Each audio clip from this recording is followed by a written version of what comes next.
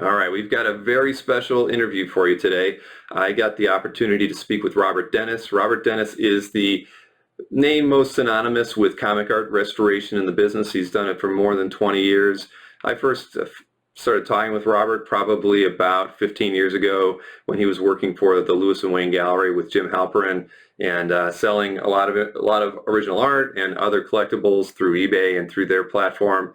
And I've known him for a long time. Never really got to talk to him about the restoration business, and I can tell you it was really, really informative. I had no idea what goes into comic art restoration, and I still really don't, but I've learned a lot more, and I think that this will be really informative for those of you who've considered doing comic art restoration and getting work done to your original art. There's a lot of good information about why you should do it, especially for pieces that are older and starting to get a little bit more brittle. Robert can actually make that work supple again in some cases, not all cases, but you're going to learn a little bit about his trade and what he offers to our hobby, and I think you're really, really going to walk away with a better understanding. Now, just forewarn, this is over 2 hours, but it's a very informative 2 hours, and the first half of the show is more about how Robert got started and the things that he learned along the way that made him the premier restorer that we know today. And the last half of the show was looking at specific examples and really learning a lot about the work that went into specific pieces, and it was really, really fascinating. I loved every minute of it. I went to school to be a sculptor, so for me this was learning a lot about how to work with paper that I would have ever imagined goes into restoring original comic art. So again, if you like what we're doing here with these chats and these interviews, I really encourage you to click the subscribe button so you don't miss any updates as well. I'm not going to bore you with anything further. Let's get right into the interview. Enjoy. All right, so today I'm going to be speaking with Robert Dennis. You've probably heard his name before. His name is always mentioned at the top of the list when people are talking about restoration services for original comic art. And I've always wanted to talk to him, tried to talk to him about a year ago, and our schedules just didn't really work out. But now that we've got COVID around here, we've all got a little bit more time to talk. And so I'm welcoming Robert Dennis to our interview today. And Robert, hey, Bill. Hey, nice to have you on the show. Like I do with everybody, it's we want to start off with your origin story, how you got involved in comics, and we can just start from there, and how that led to maybe I know nothing about whether or not you collect original art or if you just restore it. So I'm looking forward to just learning more about your involvement in the hobby. Well, it's pretty long and winding road. I was a military brat for 17 years of my life. We traveled all over the place. And in 1965, my dad got stationed in Germany. So I was 5 years old at the time. And I remember going into our quarters, and it was empty except for a box in the middle of the room. And we went and opened it up, and it was 2 stacks of comics. There were probably about 50 comic books in there. And we thought that was pretty odd, but come to find out that on this base, there were probably about maybe 300 families, but you could go and knock on every single door and trade comics, 1 a piece, 2 for a king size. Now, my dad liked Rawhide Kid, Shield, and things like that, and so he'd send me around to do these trades with other people. I've got a younger brother and older sister, but neither one of them had any fascination with comics, so it was just me. And I must have been pretty good at it, because 2 years later, when we were leaving, I had probably about 4 times as many comics, and I was really lamenting the fact that we had to leave them behind for the next family because it exceeded our weight for going back home. And so this instilled a love of comics from an early age. And this really well, it became an obsession around about the time I was 13. I had my grandparents came to visit, and they took us to Ben Franklin's, and they said, hey, here's $20, spend on whatever you want. And I saw these spinner racks, and I spent that $20 on 100 Marvel comics. which included Amazing Spider-Man 121, 122, as well as, you know, many other keys from that time period, of which there are abundant now. And, you know, I was always concerned with condition, you know, because on the spinner racks, people would fold these things over and you'd have the creases. And just from an early age, I was aware of these things.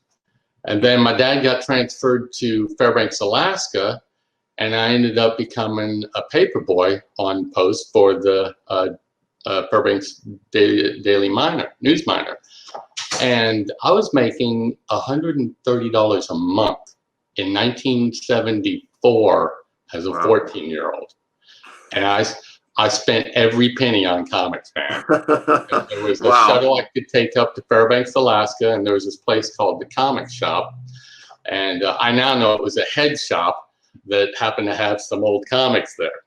And so I would go up there, and that's how I started acquiring some back issues. And from there, it was just, you know, something that I was always savvy with comics. And so every once in a while, if you know, after I graduated, I had my comics, and if I needed some spare change, I'd go to the local shops and I'd sell some to make some money. And I never lost money, always made my money back on them. And then I ended up out in California in 1984, and things didn't work out the way that, you know, I wanted them to. And so I was going to head back home, and I tried to sell some of my comics with some of the local shops, but it just didn't, I wasn't getting the volume that I wanted. And it just so happened that I saw this flyer for a comic convention that was going to be at the Disneyland Hotel. I'd never known anything about a comic convention, even though I was in San Diego at the time.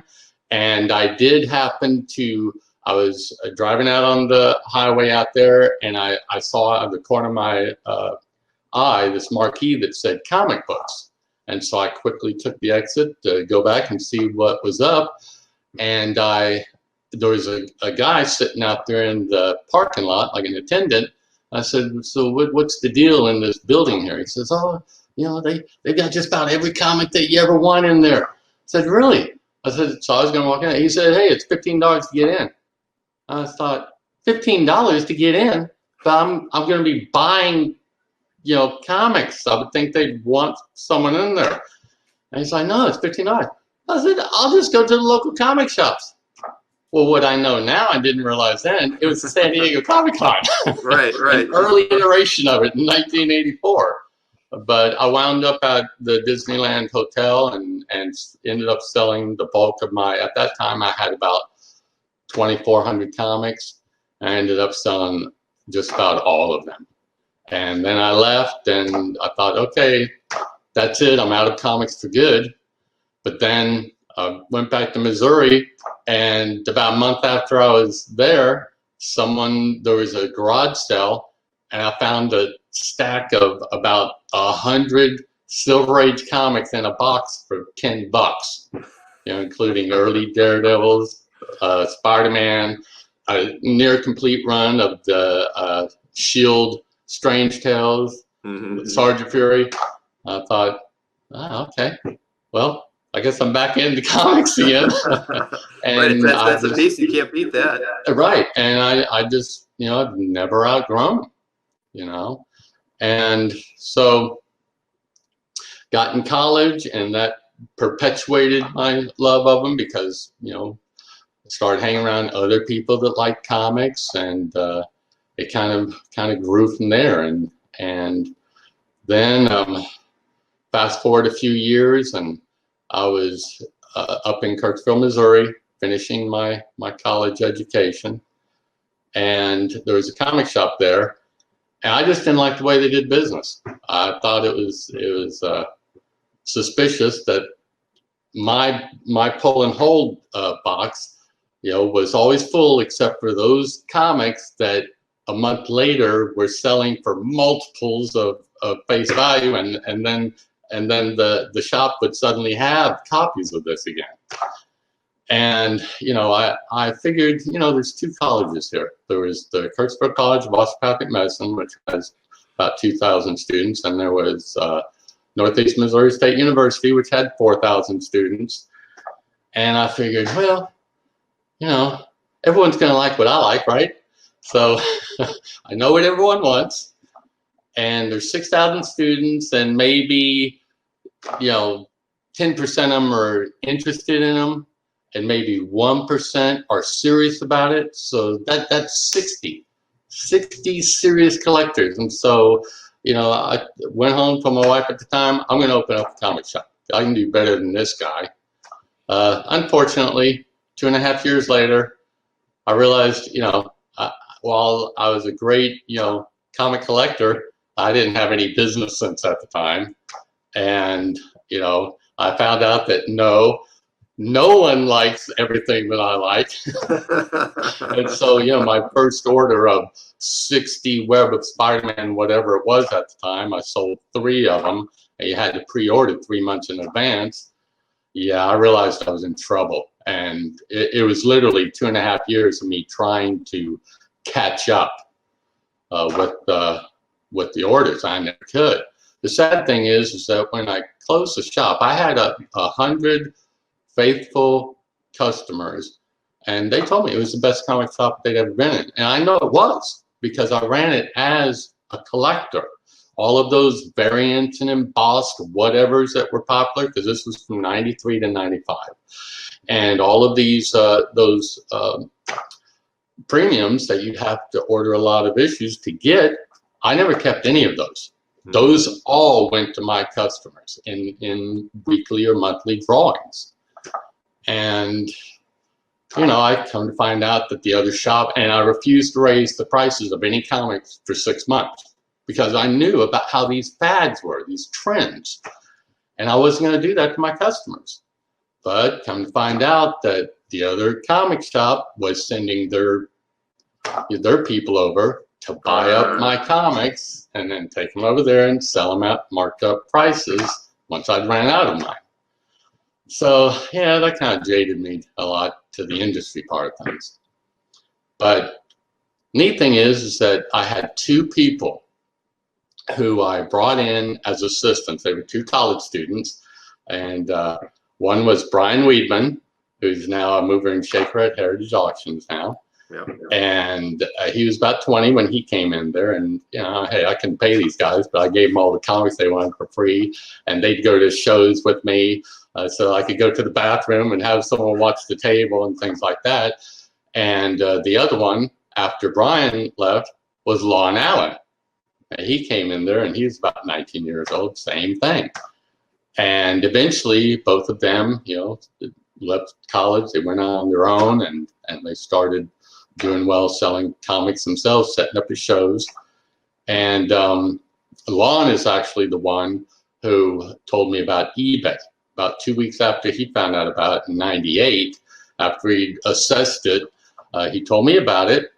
And that's where I sold a lot of the stock that I had left over after the comic shop closed.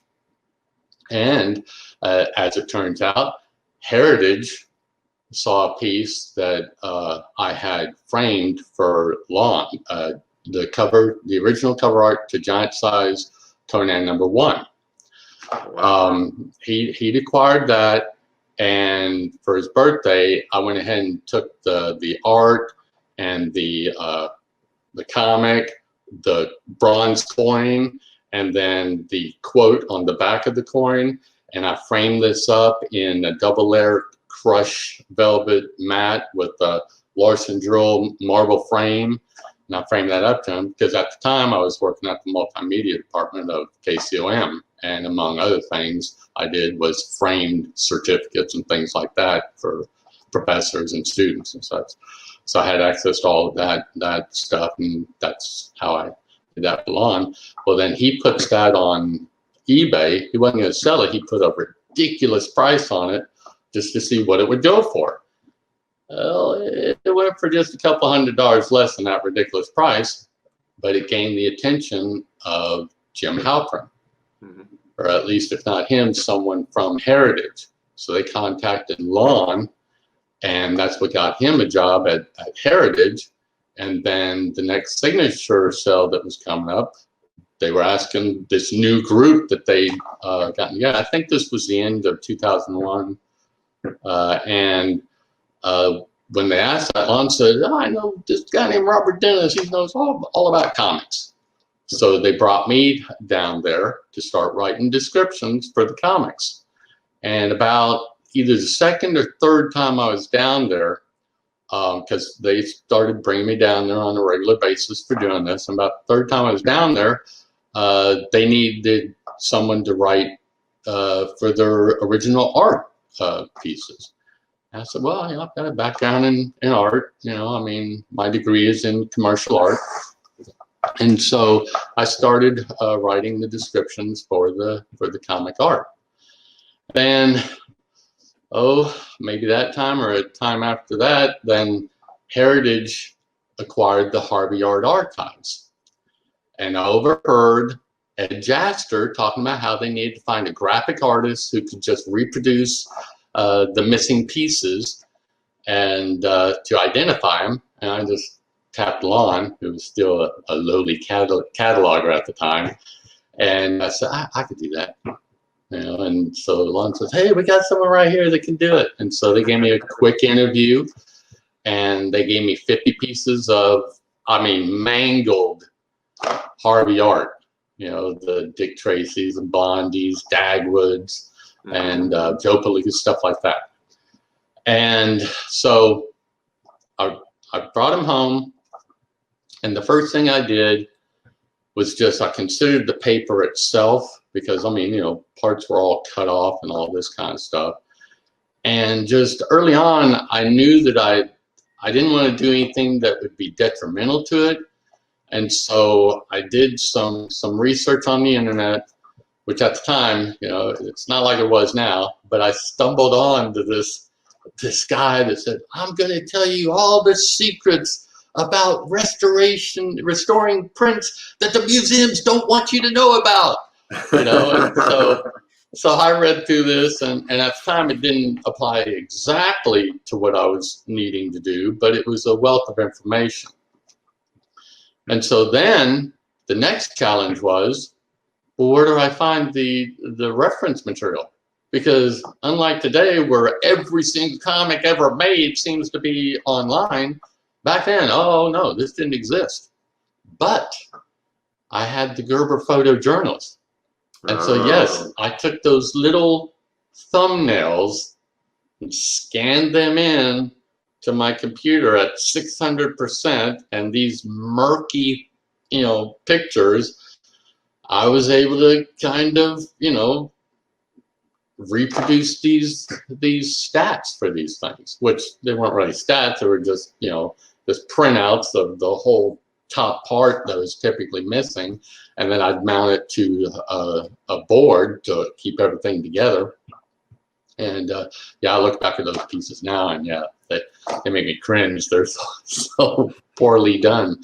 But you know, they did what they were intended to do, and that is identify what it is and give it some kind of representation of what it looked like when it was published. Right. And when you got the work, was it already identified for you? Not all the time. Most of it was, but yeah, a lot of it I'd have to be going through the Gerber journals to find, you know, to find the image. So, oh, there it is, right there, you know, with my magnifying glass. So yeah, that was a challenge. And some pieces, yeah, I mean, I ended up doing hundreds of these for Heritage, and some pieces from my original group, yeah, I never worked on, you know, after a year, because I was never able to find the comic for it. And even though, yeah, I could have thrown something up there that kind of looked, you know, like how it was, even then, I just didn't want to do that. You know, I wanted to be as faithful to what the original looked like as possible, even if only in, you know, the imagery itself, if not the matching of the paper or the individual stats or things like that. But yeah, so then Heritage started sending me some of the horror pieces, you know, Lee Elias and Joe Simon and Al Avison and things like that. And actually, I think I'm the one who discovered the Al Avison connection with all of these, because most of these things, it seems like early on, were unattributed Harvey artists. And I started seeing a lot of pieces that had Al Avison's address written on the back of them. And so then I had a friend named Gerald Walker, he's a great painter, by the way, and he had Joe Simon's Comic Book Makers, and he had me read that. And that's where I first found out about Al Avison, and that's where Joe Simon said that other than him, Al Avison, did more covers at Harvey in those early days than anybody. Mm-hmm. And so I was able to then, look at these, and I've always had an eye for people's styles, and so I got to a point to where I could, tell the difference between Joe Simon and Al Avison and the other artists there. And so as I got these pieces, I started thinking, I started paying, there was a lot of stats that were still there.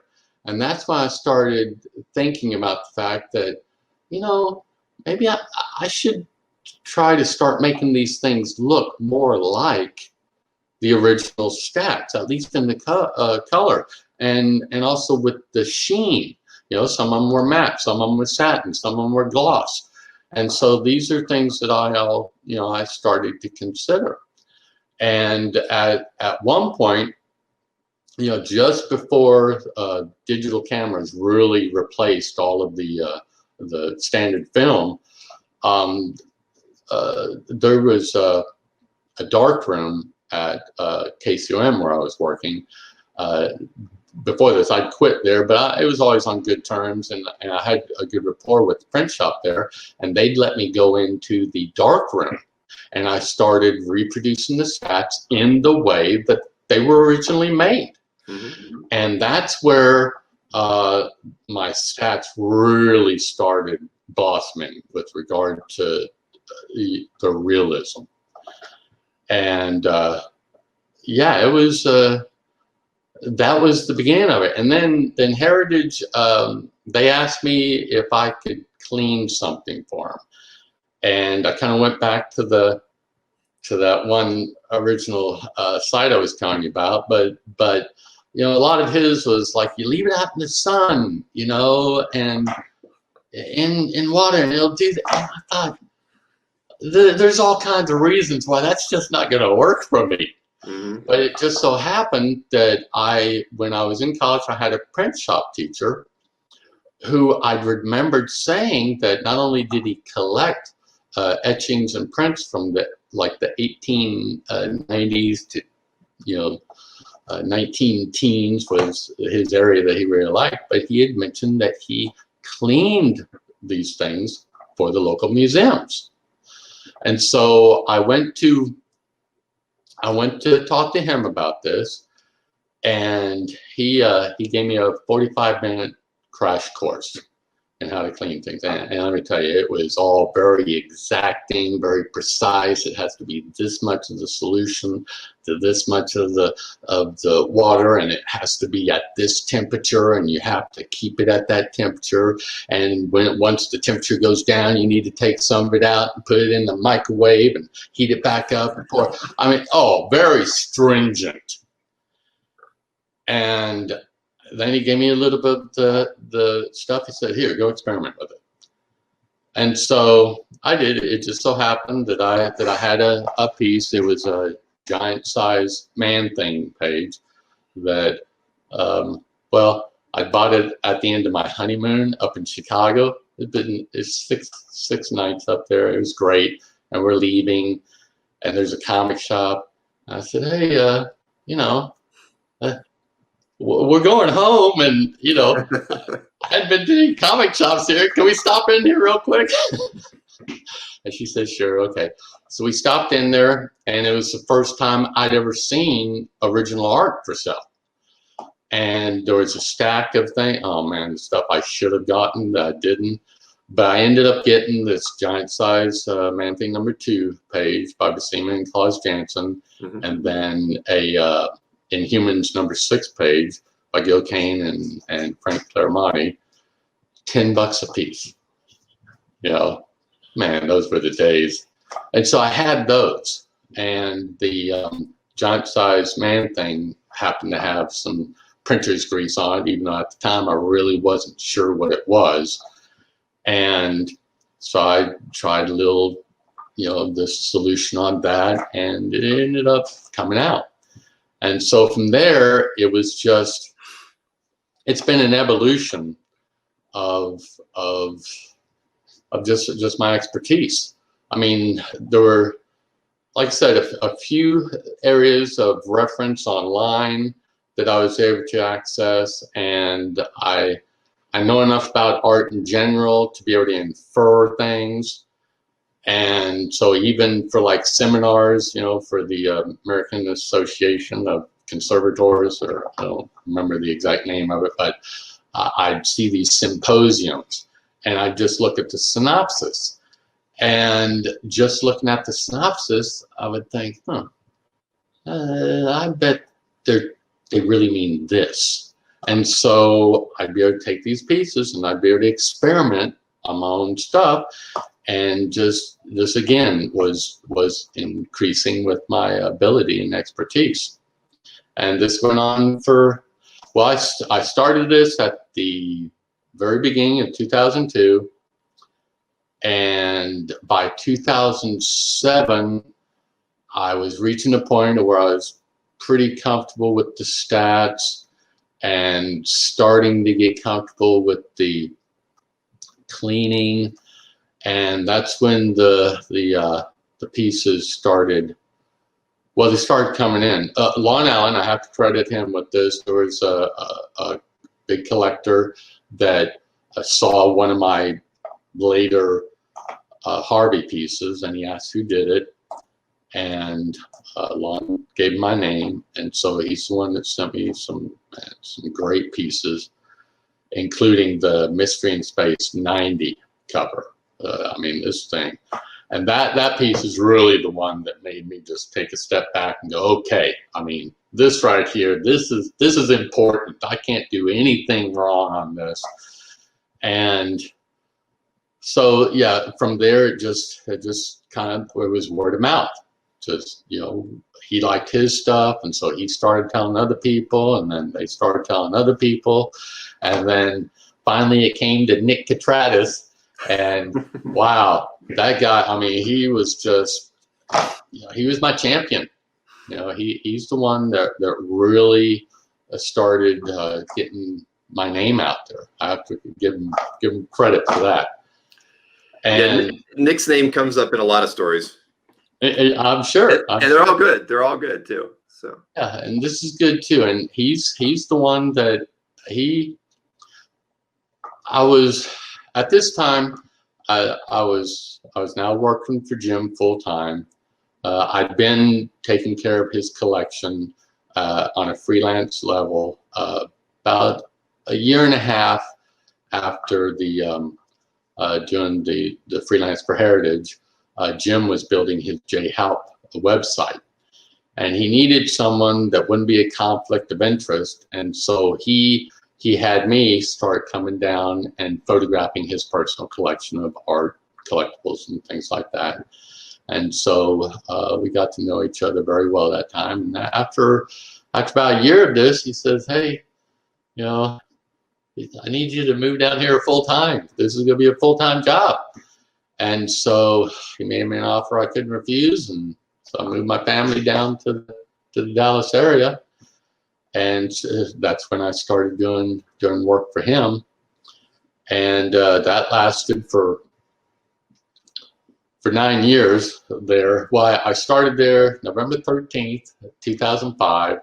And then I left, I think it was June 15th, 2015. And in that time, just the wealth of knowledge that I gained from being in that level of the market, was just, again, I have to thank Jim for that opportunity too. There was a lot of stuff that I learned there, and a lot of stuff that I had to learn, because Jim, there's a lot that he wants done, and that's for me, it was a great challenge, and he challenged me all the time, and I'm just not the kind of person that ever like to say no, I can't do that. And so he'd give me a challenge to do, and I rise to the occasion. I'm very good at research, and so, but early on, he did want to establish a place to sell items at, and he provided the bulk of his inventory for me, with limitations, of course. And then a few other people came in, sold some stuff on through there. And this launched early in, I think it was January of 2006, and it was Lewis Wayne Gallery, which is Lewis is Jim's middle name, and Wayne is my middle name. Ah, see, I always wondered where the name came from. That's where the name came from. And so, yeah, that was great. And again, it was just a great experience. And not the least of which was that all this stuff that I got to look at in his incredible collection, and have instant access to it every single day that I work there, and he has a lot of Harvey art, and that's where I was able to discern the differences, the subtle differences, and all of the different artists on, especially Sad Sack, and the Richie Rich artists and things like this, and so yeah, it's just a lot of information that I wouldn't have had the opportunity to gain anywhere else. Right. Now, was the Lewis Wayne Gallery strictly a website? Was there any other avenues? Well, we built a website, but it was also on eBay. And I truly do believe that at one time it's probably the largest collectibles site of its kind on eBay. With regard to its versatility and the number of pieces that were on there, thousands and thousands of pieces. And so, yeah, it's pretty cool, and it's interesting. I will mention this thing about the market and people's perception of the market. People get locked into what they know, or what they think they know, or something that they believe is the be-all, end-all. And one thing that eBay let me know is that it isn't what people think, because you've got the whole world there as your client base. And a lot of the stuff that people think, it's not worth that. Well, someone over in another country disagrees, and just trying to assign a flat rate to any one artist, any one genre, any one time period it's ludicrous, and a lot of these things are pieces that are way, I believe, undervalued. There's a lot of talk about, the market, how can it sustain this? Well, there's a lot of other factors you have to consider. Well, I mean, I completely agree with that too, because there are a number of people that like to talk about the idea that we're in some kind of bubble, and it's going to burst and whatnot. And I haven't seen that at all. And I really, it's some of the people who talk about that, they've actually helped, to their own detriment, have created the prices that are out there today. There's a few collectors who own a lot of a certain artist and on a certain title, and they bought those pieces when they were $10 to $50 to $150. Well, today, because that one collector owns so much artwork from that one person, title, whatnot, it drives the price up, because when a piece would come up, then everybody has to fight over it. I mean, if that collector really wanted the prices to get back to where they were, they should just unload everything and destroy the market, which they're not going to do, because so a lot of the people that are talking about bubbles and things like that. I feel like they've created the problems that, I mean, and it's not even a problem, but they've created the market as it is because they hoard their collections and they limit the availability for other collectors to have an example from that artist or story.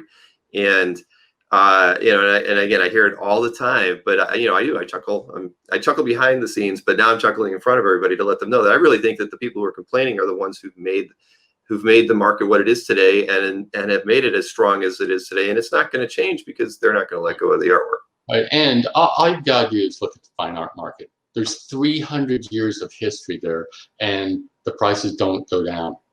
Right. They go up. And the fact of the matter is that you know, that money is interested in this now viable asset. And now that it's in there, it's never going to go away. That's just reality. You know, I agree. So these things are just going to continue to go up in price because there's a legitimate appreciation for it. It is fine art. It's sequential art, it's pen art, it's whatever other word you want to give to it, but it's still fine art. You know, some artists excel at that distinction better than others. Jim Franco is the first person that comes to mind for me. The way that his characters, you know, burst out of the panels and all this, it was a design there. But even the ones that stay within each of those panel frames, you know, the better artists, each frame is an individual compositional work of art. It is fine art. And even that distinction, you know, let me clarify, a lot of the Renaissance artists and things like this, you know, they were lowly commercial artists. They were doing the work for patrons. They were doing the work on assignment. So that's what commercial art is. And so, I actually had my art history teacher asked us to do a paper for a living artist. And I chose Frank Frazetta, you know, and I put, you know, comparisons in there of Rembrandt, Caravaggio, and others. And when after I turned the paper in, she gives it to me. She says, "No, he's not an artist. He's a commercial artist." I said, "No, he's a fine artist. Look at the way he lays out his compositions. It doesn't matter. He's a commercial artist. Now you're going to give me another paper, or, you know, I'm going to give you an F on this one." I said, "I'm not doing another one." I blew my grade point average, but, you know, the thing is, it was neat that a few years later, I think it was Christie's that had the first comic art collection, you know, or auction rather, with that painting of Frazetta, and they said some of the exact same things that I'd said in my paper. You know, I should have sent it to my art history. Yeah, you should have. I mean, I went to art school too, and so yeah, that's my major ended up being in sculpture though. Rather, I started out in illustration and went to sculpture, but that's partially why I wanted to talk to you, because I did a lot of paperwork and woodwork. So, you know, I have a definite appreciation for restoration work, even though I know nothing about it.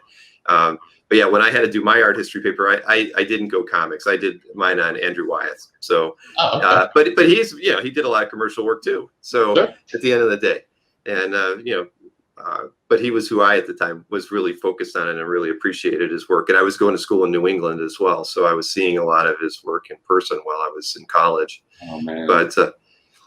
But yes, so I get it. That's we're on the same page though, for sure, on where the market is, and you know, and I've thought of that too. You know, like you said, when Rembrandt was doing the works that he was doing, he was paid to do portraits. You know, exactly. He had to make a living too, and we value those things, you know, in the tens of millions of dollars now, and yeah, comic art's not going to, you know, go down in value in any way. I mean, I look at where money I've put in the stock market in the last 20 years. I wish I'd put it all in comic art. Right. And yeah, and hope to keep it for another 20 years, because it's going to be worth 10 times where it is now, as we go along. So yeah, that's great. That's really a good way to look at it.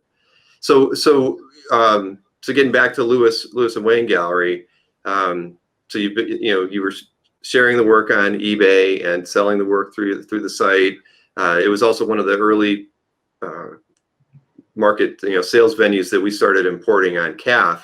It was around the same time I started getting regular files from Heritage to import into like a weekly update on their auctions. And so so what eventually happened with Lewis and Wayne Gallery? Well,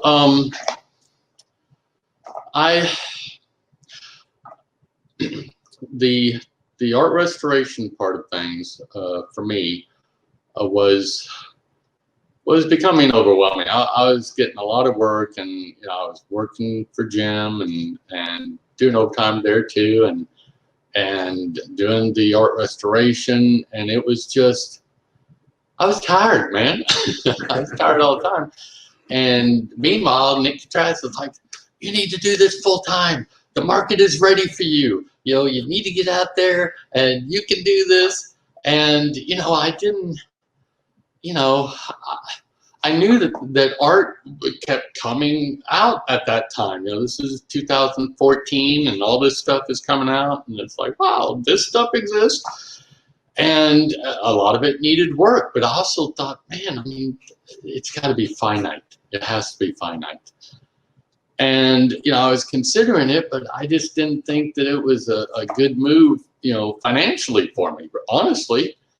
And but then fate stepped in, and among other things that we sold movie posters.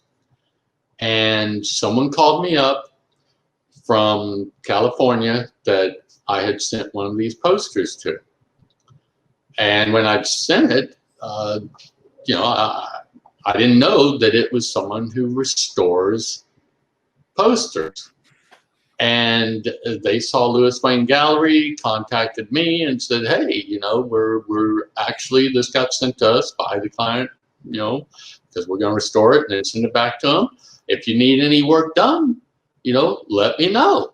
And so I said, well, as a matter of fact, I do restoration. And we started talking, and come to find out that that this guy had taken over the business from, and I hope I get this right, I think it was Gordon Crispin. Mm-hmm. And he said Gordon was the comic art guy. This guy was an apprentice to him, but his expertise was more in ephemera and posters and things like this. And so he told me that during the course of the conversation that Google had been trying to get them to sell them ad space in their search engines for 15 years. And he says, "We don't need that. We got more work that we can handle." He says, "As a matter of fact, look, you just send me your information and I'll put it on our website and then send work your way." And I got off that phone going, he's got so much work that he's going to send it to me? Right, he's giving it away. 15 years? And the light went on. It's like, maybe I can do this. And so I talked to Jim about it, and he was so supportive, in me doing this. And but I guess the fact of the matter is that I had people that were assisting me there, as many as 4 people at the time. But I don't think I'm a very good manager personally, because I can't delegate. I'm sorry, I just don't trust people to do the things in the way that I want to do things. And so, like, this massive inventory that Jim has, it's all in my head, where everything was at. I could go to it, and I mean, it is enormous. I can't stress how enormous his collection is.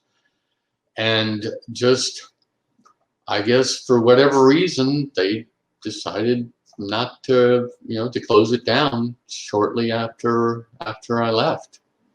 And so that's that's the reason behind the demise of Lewis Wayne Gallery. Now, there may be other factors that I don't know about, but that's the only reason I can think of right now.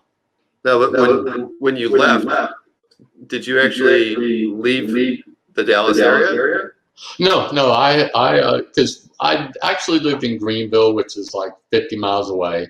So I had to make the commute, every day for, 9 years. But no, so I'm living in the Garland area now, which I chose the area.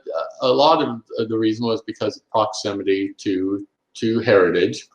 I knew I was going to continue because I was doing pieces for them on the side at the time, and figured that would continue and just be easier if I was, within proximity of them.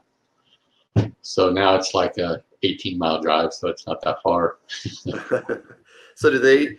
So you started having that other company send you work, and was that part of what gave you the confidence to do this on your own? Well, as far as work, I just had so many other clients at this point, word of mouth through Nick Petratus, and I was doing it by myself. Unfortunately, the thing that I didn't consider, again, as far as the running a business part of things, I got that, that knowledge that I needed for that from Lewis Wayne Gallery all those years there, but with regard to art restoration, since it was a side job for me all the time, I didn't realize once I was doing it full time how much transitional time there is, waiting for things to do what they need to do. And suddenly I'm sitting there and it's like, I'm not getting paid for this. And it was tough. It was really tough. And then Nick he'd been asking me to go out to the New Jersey Comic Con or Comic Art Con a number of times, and just like a lot of people from San Diego had asked me to come out and spend time at the show and things like that, because I was the face of Lewis Wayne Gallery, and so as such, I think a lot of people thought that I was wealthy or something. I'm just a working guy, and so I finally, after kind of making up excuses for Nick, one day I said, Nick, hey man, I don't have the money to do all this. I can't fly out there, I can't get the table, hotels, all that stuff. I said, that's the cost that I just don't have at this point. And Nick was like, why didn't you tell me? so he flew me out there, he got the table for me. I was able to stay at his house, see his wonderful collection. And man, I get to know him on a personal way that it's one thing to do everything through emails and phone calls and things like that, but when you're face to face with a person, it's different. Man, Nick's just cool, And so yeah, he gave me that wonderful opportunity, because he said there's lots of people out here, they don't trust the mail, they're not going to send you their pieces out there, but I guarantee they'll want their work. I've told them all about it. They just need to meet you. And so, it was all true. It was all true. I was able to meet a lot of my clients and meet new clients and establish a rapport with them. They were comfortable with me in their presence, and so yeah, my client base really expanded from there. And I went back for a number of shows, and but yeah, I just reached a point to where I don't like flying anymore. I'm 60 now, and it's just not comfortable like it used to be. Plus the hassles of the hotel rooms and the cab rides and the bus rides and all this stuff, while clutching this, at the time, $1 million worth of art that I've got in my satchel, and then the stress of carrying this thing on and putting it in the overhead bin, and then watching as people are cramming their bags in there and wondering if they're going to be destroying this stuff before I get it home. I don't want to do that. Yeah, I don't blame you. So it's through the mail, but I've been very fortunate. I hear all these horror stories about about shipping accidents, stuff like that. The fact of the matter is, as with Lewis Wayne Gallery, we sent out tens of thousands of packages. And in all those years, 2 packages got damaged. 1 package, well, I take it back, 2 art packages got damaged. Fortunately, they were low dollar pieces. About 10, magazines and comics got the CGC cases cracked, and then 1 piece was lost in Australia. But the piece that was lost was gold. And hey, man, it melted down, and then that one was dubious to me. Right. But otherwise, for me, other than the 1 package getting redirected, all these years, I've never had any problems with any package. Tens of thousands of them. And I typically have a post office box, but now with the COVID and the fact that I'm without a car right now, I just have people just drop it off at my door, and it's right there, and so I can always hear when the package gets dropped off, and so yeah, it's safe to send me packages, people. So how many projects do you currently have, or do you usually have going on? Well, right now I'm working on, let's see, 1, 2, 3. There's 3 pieces that I'm working on right now, and I've got another, probably 7 or 8 in hand, and then I've got a few more that are in transit to me right now. And that's pretty typical. Mm-hmm. And so I'm telling people that I've got a 3 to 4 month turnaround time, but that's just, I just say that just to give me time to do stuff. So I'm not feeling pressured all the time, but almost always I'm able to get this stuff done a lot sooner. I did have an injury a few months ago. My right shoulder dislocated, and so I couldn't do anything for a couple of months. And so that was a drag. But fortunately, my clients are all very understanding people. Mm-hmm. That's the thing. I mean, this community is full of love, man. They really are. Yeah, no, I hear it all the time. It's true. Now, here's a question before we maybe look at some examples of work that you've done.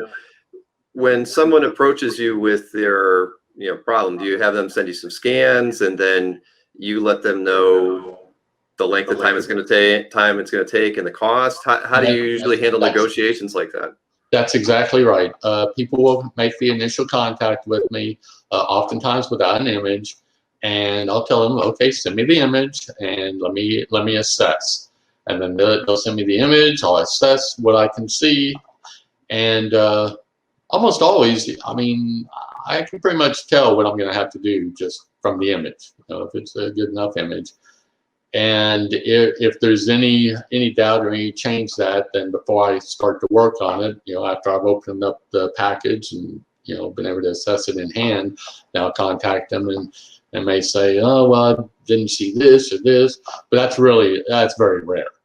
But yeah, I'll give a quote, but honestly, my quotes are I say I give an estimate, but it's actually a quote.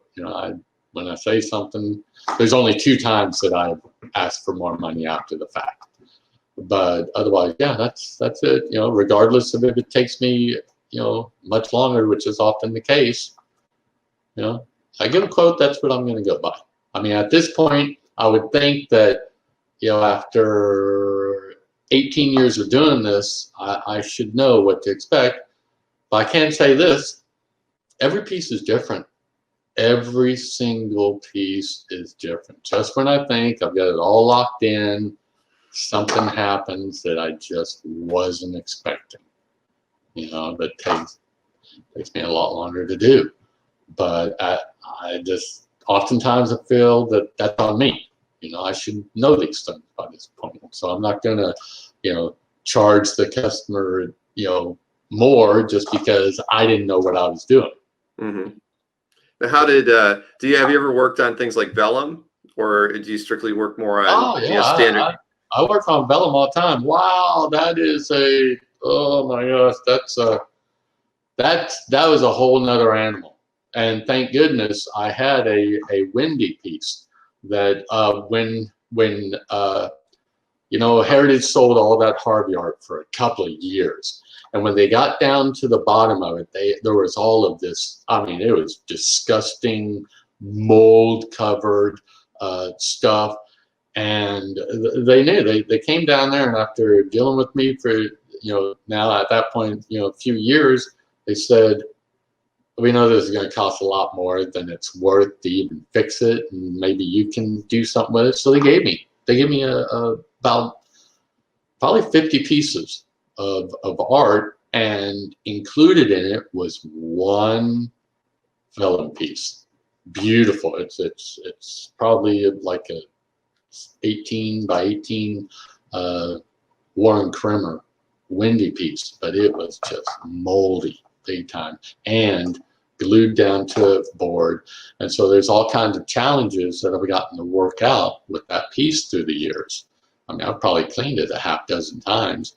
And anytime there's any type of concern with vellum piece, I'll just take that out and I'll mess with it to see, you know, what'll work, what won't work. And through that, yeah, I've learned a lot. You know, vellum, I don't know if people know this, but it's got a grain to it.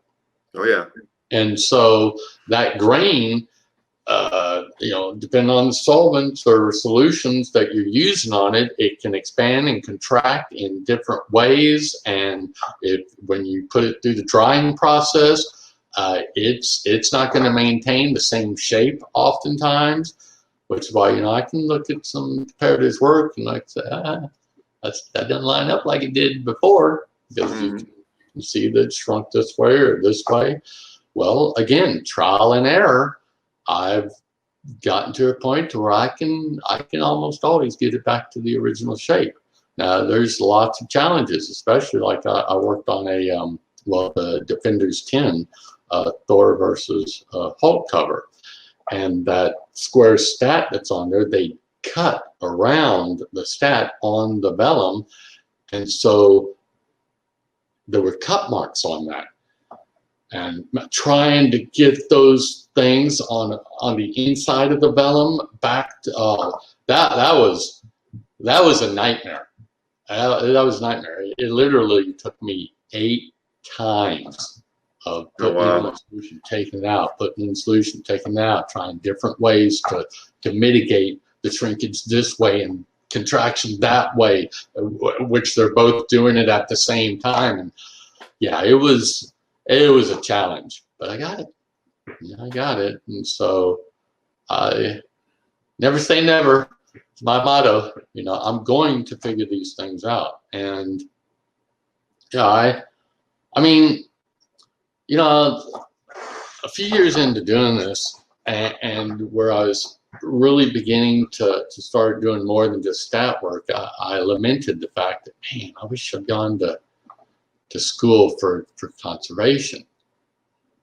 But now I truly believe that it is because I didn't go that I'm able to get the results that I'm getting, because I'm able to think outside the box. And I go back to that initial 45-minute training with my instructor. It was so rigid, you know, and in the end, the example that we were looking at, he's like, nope, it's not going to work, you know.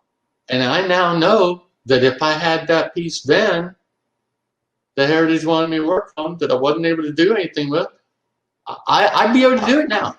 I could do it now. Sure. You know, and I don't know, and that's another topic for discussion is the acceptance of restoration, conservation in the fine art community versus in the comic art community, which is completely different. And I do believe it's due largely to ignorance. People just don't understand. You know, a lot of things that they like, there's the purists out there that don't want anything done to this, that all of the deficiencies are part of the historical aspect of the piece. Well, I'm sorry, those deficiencies are deteriorating that piece of paper, that piece of art. It's deteriorating because of those things. Right. And that's just my take on it. If you want it to survive, it needs to be conserved. It needs to be dealt with. Right. I mean, at the end of the day, the art is in the state it is because, for 20 years or 30 years, it's been bouncing around in a Mylar in somebody's portfolio or sitting on a shelf at a publisher's location. It's not supposed to look like that. It didn't look like that the day they Exactly. took a stat of it to print it or whatnot. So, I agree. And I've never really heard too many negative things about restoration, but I think that it's a big question mark for people. I think because they just don't know. There's not a lot written down. If I go to your website, I'm not going to learn a lot about restoration. I can see a before and after, but I don't really understand. You don't really know does it impact the value? I mean, I remember as a young collector questioning people putting masking tape on the back of DPS spreads and whether or not that was good or bad. And people who don't know or haven't experienced it just they just have too many questions, and I think that's really where finding ways to educate them on the process and how it really does it preserves the art. It indeed makes it more presentable, and at the end of the day, those things probably make that piece more valuable. Especially if you're going to buy that piece because it's been corrected and any issues that it had have been removed. That as a buyer, especially of an expensive piece, you would think that's a selling point to know that these things that it's been taken care of. You're not getting a raw page that still has coffee stains on it or other things that could eventually deteriorate the paper. So I mean, and you have to look at it like that. This, like you said, being fine art, we want these things to be around 200, 300 years from now, and without restoration, a lot of it might not be. Putting it in an Atoya portfolio is not the end-all be-all way to preserve that piece of art for the next 2 generations. So exactly. I mean, those certainly the nice thing about modern art is that the paper is more archival standard. It's not got the acidic sizing in it that the others did, and that's what is turning the paper now is the sizing that was put in this artboard back in the day. And to keep the inks from spider webbing out when it was drawn on and stuff like that. But that stuff is deteriorating the paper. And my process, it removes those acidic properties. It resets the acid clock to 0, evens out the pH levels and all that to where now going forward, if you keep that Mylar sleeve and keep it out in sunlight, it shouldn't deteriorate ever. I mean, naturally, the air around us, everything, there's caustic elements in the air, and so it can attach itself to even archival stuff. After a while, if you let it.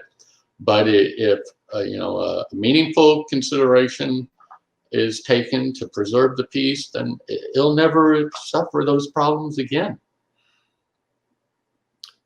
Good. See, and this is great. This is the information we need to get out to people. So hopefully when we post this video, I'll be able to do a little bit of summary and hopefully put a little educational information along with it, so that and I'll have you review that before I post it, just to be on the safe side. Because obviously I want to make sure I link everybody over to your site and give your contact information out so that they can inquire about your services. So it would be a good time to maybe look at some of the examples, because I think the Wendy piece is actually one of the pieces that was in there, and even the giant sized man thing, I think that one of your experimental pieces is in this list too. So I'll pull up the pieces in alphabetical order and we'll talk about them. Yeah. All right. Yeah, Amazing Adventures 29. This one right here, obviously, it needed to be clean and deacidified. Then you can notice there on that at the lower left of that kind of bubble type image with Killraven, there was a lift there of some of the imagery or the text there. Yeah. And so with that one right there, I actually did a kind of a fill over the rough surface, and then I hand lettered the missing lettering there. And so yeah, and then up above at the War of the Worlds title, there was tape all over it, and so I took all of that tape off as well. And so yeah, now it presents a lot nicer, I think. Right. So you would actually do hand lettering on a piece rather than doing a stat, or does it really depend on the piece? I mean, on this one, it's such a small section of that word bubble.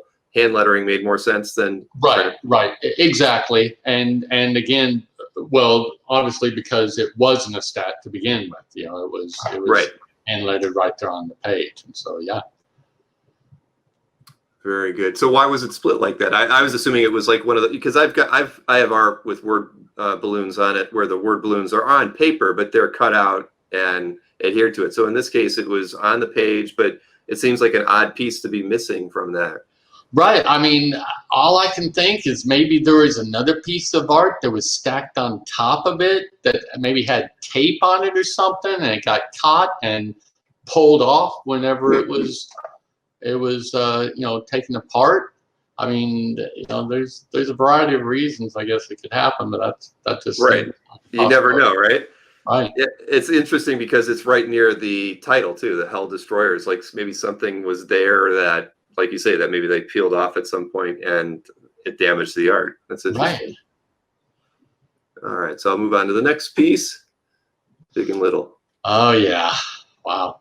Yeah, this was, I was told that this is Gene Colan's first submission piece back in the day. And it was brittle paper, obviously. And so you know, I've got some paper that I was able to tone. And then, well, I cleaned the piece first, which the cleaning process, it actually can restore suppleness to brittle paper. But, you know, the thing about paper is, I don't think people realize is that, you know, paper starts in water. You know, the pulp is in water, then it gets laid out in sheets in a variety of ways, but ultimately it starts off in water. And so it's, as long as you take precautions to you know, keep the paper from separating, you put it in the solution, and then those paper fibers, you know, the brittleness is a result of the paper drying out, and those fibers becoming rigid and kind of contracting on themselves. And so by adding moisture back into them, those paper fibers expand again, and they kind of, you know, overlap each other and become more supple. So once I did that, then I had the hue and value of the paper that I wanted to match, and so I was able to tone the fill paper and put it in there with the archival glue, and then went in there and touched up the areas that were cracked and everything, and sealed those, you know, after I sealed those as well. And this is the result.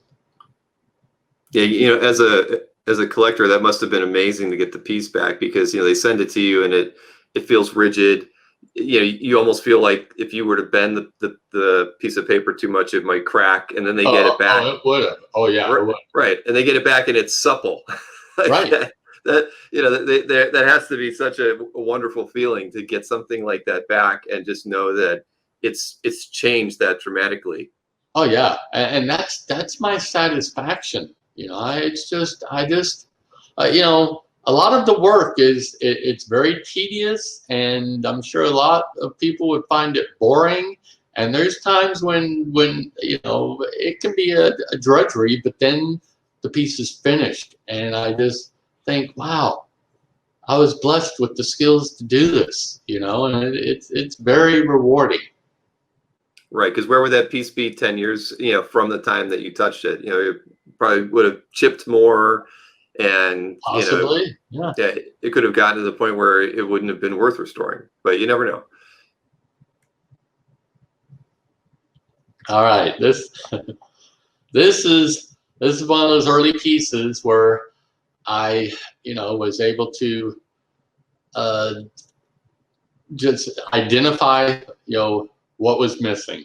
On this one, fortunately, that I am trying to, the only reason that I can think that they would have that black ink over the imagery like that is that they may have shot it or something and then separated it somewhere else. I don't know. It's really kind of a mystery as to why they painted over that area. But fortunately, it was a water-based pigment, and this was before I knew how to do ink cleaning or anything like that. And it was water-based pigment to where I was able to get it translucent enough to see the imagery below it, and then overpaint it with some. Actually, their airbrush gamma paints are very water soluble, and so I was able to paint the negative spaces of the imagery, so that the girl's head and then the bat in the cat, the opening to the cave in the back could stand out. Now here's the thing. This right here, this is back in my early days where I didn't see the way that most people do their stats is they'll either extract them from via Photoshop or PhotoPaint or something like that, and that makes them a little bit, rough around the edges, or they'll vectorize them, and that makes them a little bit too sterile.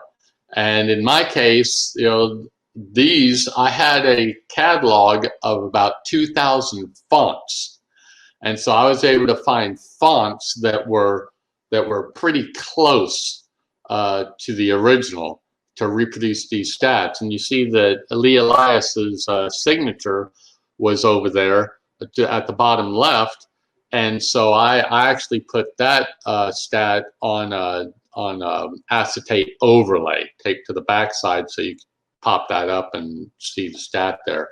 But it's also neat to see the editorial processes that these things go through. You see that very short wooden stake and then all the whiteout behind it. Well, I'm sure that the editors took a look at that and the positioning of it, and the fact that it ended in the shadow, it's kind of phallic looking. Yeah. They said, we need to shorten this thing. That's why that thing's so short there. That's funny. But see, now, so the "We Dare You" graphic you made into you put it on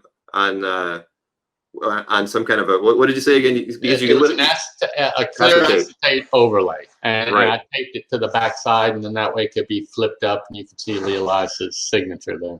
Right. No, that's great, and I'm assuming it cleaned up because that's like a glue stain or something on the left. Well, like I said, I didn't do any cleaning on this at the time. Oh, okay. Because I take that back. I did put use some of that gamma paint, and in between all of those lines there on the coffin, I painted all the negative spaces. Oh, okay. I see what you're saying. It was arduous. That's one of the things I'll call heritage out of that. I got very little for each piece. Whether I put 3 hours into it or 14 hours into it, I got the same amount. But hey, I was paying my dues and honing my craft. Exactly. I mean, I love that idea, like you said, because the ink was water soluble. You were able to thin it just enough to be able to see what they had covered over, like that bat, like the bat at the top, in the right there that isn't. You wouldn't have known it because the ink is on it. Right. And so you just basically painted in the white around it with that airbrush paint to bring the bat back out. Exactly. Yep.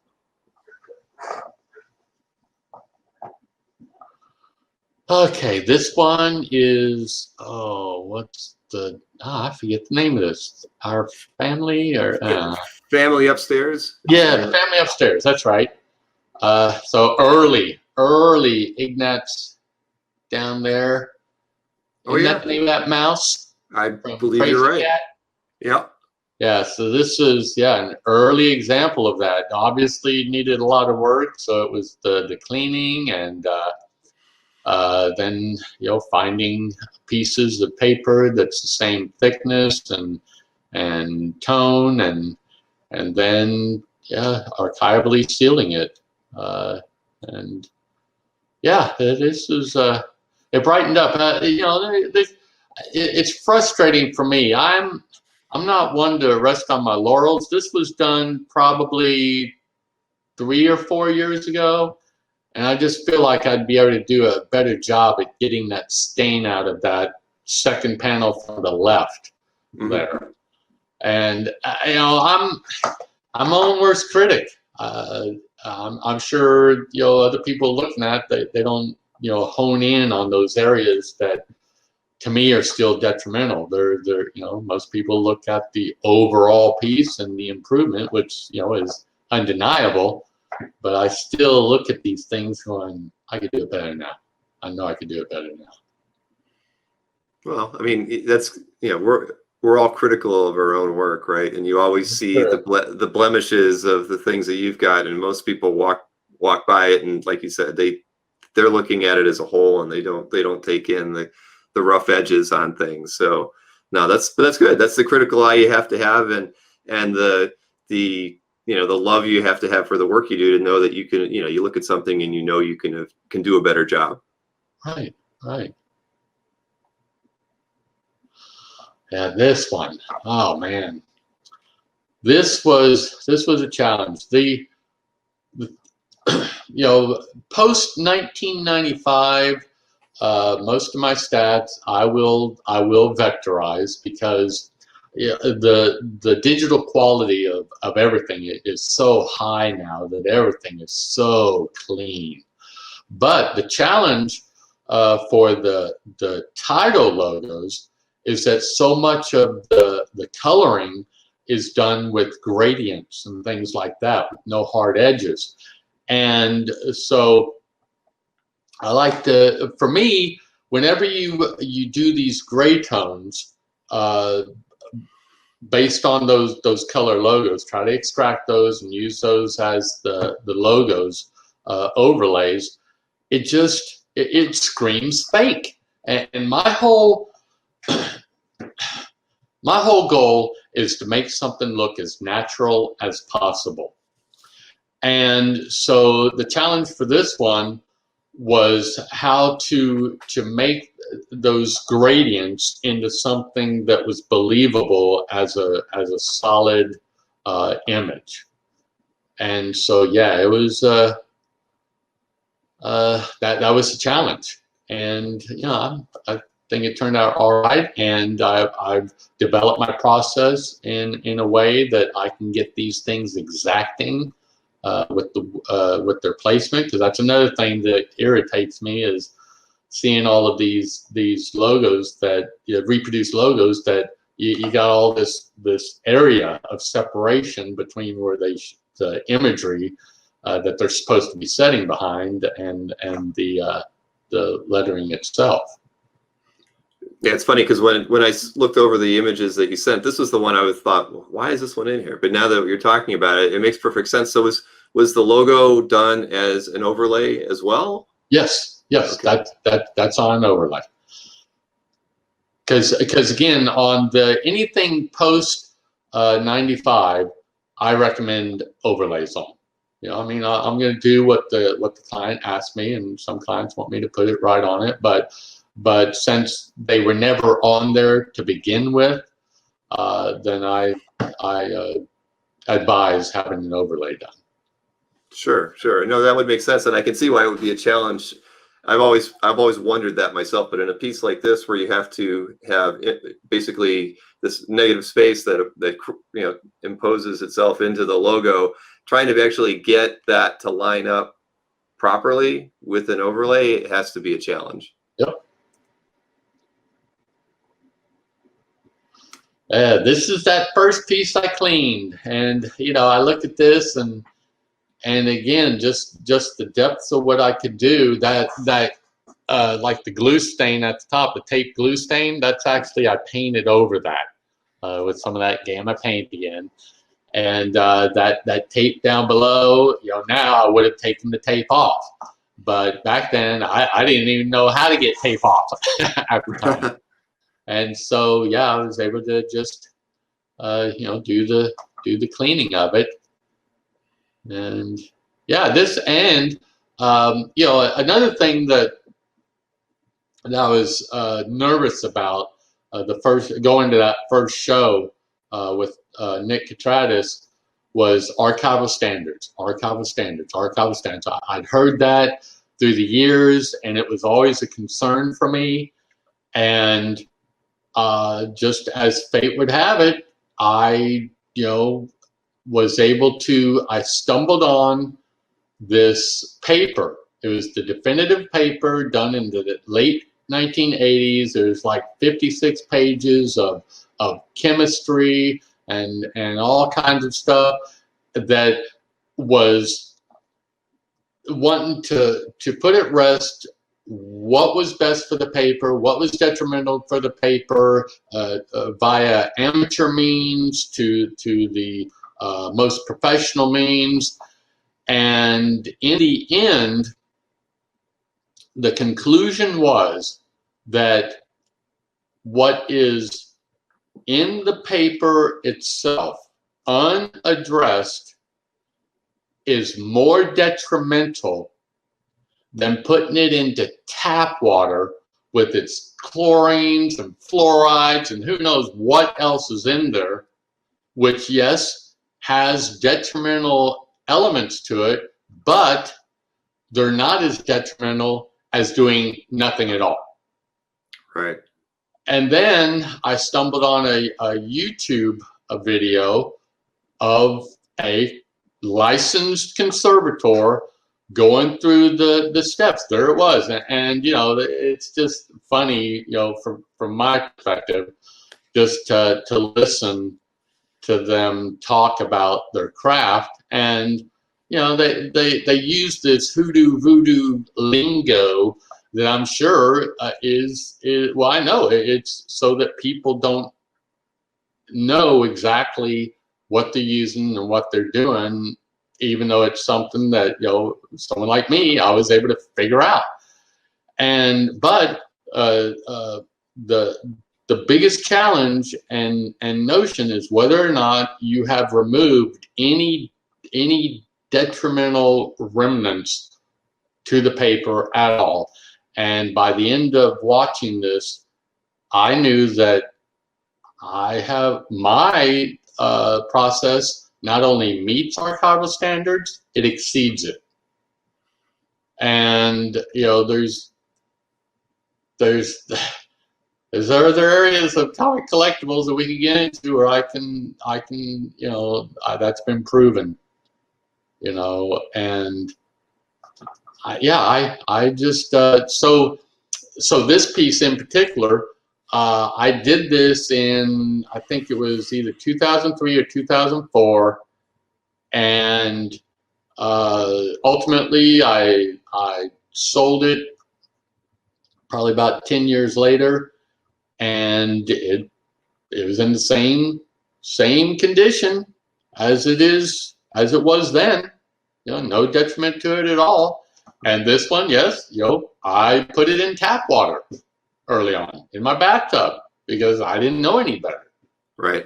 And of course, I long ago, at least 12 years ago, stopped doing that. But yeah, so that right there was the final piece that put me at ease to know that what I do is archival, is safe, and as a matter of fact exceeds the standards out there. Well, it's fun that was your experimental piece, the one that because you started on your own with your own artwork. Right. And this piece right here, though, oh man, this could have been a horror story. Oh my gosh. This piece is the first piece I was able to clean for Heritage, And as you can see, you know, this is a good example of where, you know, there's nothing you can do to the thing really that could be much worse than what you have in hand, because just the piece alone is toxic to the human. You know, I mean, you can't have this around you because of all the mold that's in this thing. Mm-hmm. And so this one is the piece where I you know, did some aggressive experimentation on it. And at one point it was, you know, oh man, it took me so long to work on this piece. And I went to take it out of my solution, and yeah, I guess, have you ever dealt with paper mache or that kind of, you know, bread dough when it's too wet and you can kind of hold it and then it kind of starts sagging in between your fingers? Oh yeah. Yeah, No, yeah. remember I was a sculpture major. Oh, there you go. So you know what Yeah, I'm talking about. So absolutely. this paper started doing that. Oh man, I was freaking out. And so I quickly put it back in the solution and kind of moved things around to where it got its shape back. And I'm just kind of freaking out. How am I supposed to get this out? Well, my wife at the time, she was into crocheting and stuff like that, and doing the wall things that use those plastic frame pieces. And I said, we need to find something that I can pull it out with that you know, water can go through, you know. And she says, hey, why don't you use one of these things for my crochet? And so I was able to, you know, place it under it and then lift it out with that, and then allow it to dry. And again, you know, this was my early, you know, awareness of paper and everything. And then oh yeah, that you know, I've lost a lot of years doing this work, man, I gotta tell you. But as you can see, it all, you know, turned out pretty good. This was a challenge because the paper itself, this was a 2-ply paper, and the layers had separated. And so, yeah, this was my first big piece of trying to readhere these layers, and just all the challenges that arise with that, because you know, the glues make paper do funny things as well. And with 2 layers, if they don't dry evenly, then they're going to be forever like bowed, and all kinds of other problems that can happen, to where you have to do it over and over again. And yeah, this was, again, you know, I learned something with every single piece I work on. And this one right here, this was a good lesson for me. I was able to get that tape off, though not the way I do now, which is so much easier. Back then it was literally just deft fingers, just sitting there and just with my magnifying glass and just tension on it, pulled against it while going up with it. This thing, here's a little something tidbit I'll give to everyone. If you just pull tape up and back like you typically think you can, that's going to create a tension on it that's pulling those fibers away. But if you pull it laterally towards you while, you know, holding the paper behind in place, and then kind of tension that and let it lift up from there, then it'll kind of come up and allow the tape residue to lift off without lifting the top surface of the paper off.